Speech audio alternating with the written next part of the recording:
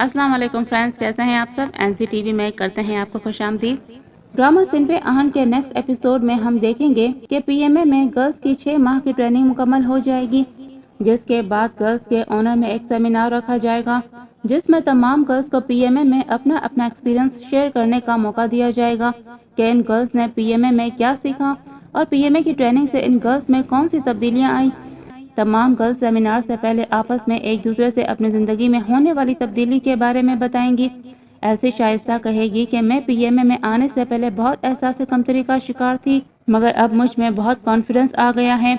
LC आरजू कहेगी कि PMA ने मेरे अंदर हर एहसास कमतरी को ख़त्म कर दिया है। एल्सी परिवेश कहेगी कि PMA में मैंने ज़िंदगी में पहली दफ़ा पकड़े जाने के खौफ के बगैर ट्रेनिंग की।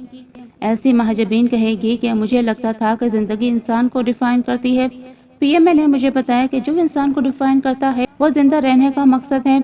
एल्सी रबिया कहेगी कि PMA ने मेरे अंदर से मैं निकाल कर हम पैदा किया है। इस तरह ड्रामे में ये पॉजिटिव मैसेज देने की कोशिश की जा रही है कि PMA की ट्रेनिंग से कैसे गर्ल्स में खुद मुख्तारी और कॉन्फिडेंस पैदा किया जाता है। दूसरी तरफ किरण को मेजर उसामा से मोहब्बत होने लगी है।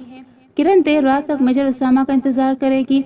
मेजर उसामा किरण को देर रात तक बाहर खड़ा देखकर हैरान होंगे और पूछेंगे कि तुम यहाँ अब तक बाहर क्यों खड़ी हो, जिसके जवाब में किरण कहेगी कि मैं आपका इंतजार कर रही थी, आप इससे पहले कभी इतना लेट नहीं आए। ये कहकर किरण जाने लगेगी तो मेजर उसामा उसे रोक कर कहेंगे कि मुझे अच्छा लगा तुम्हारा मेरा यूँ इंतजार करना, क्योंकि उससे पहले कभी किरण ने मेजर उसामा के लिए ऐसा जेस्चर शो नहीं किया था। दूसरी तरफ नसर दोबारा रबिया से कांटेक्ट करने की कोशिश कर रहा है।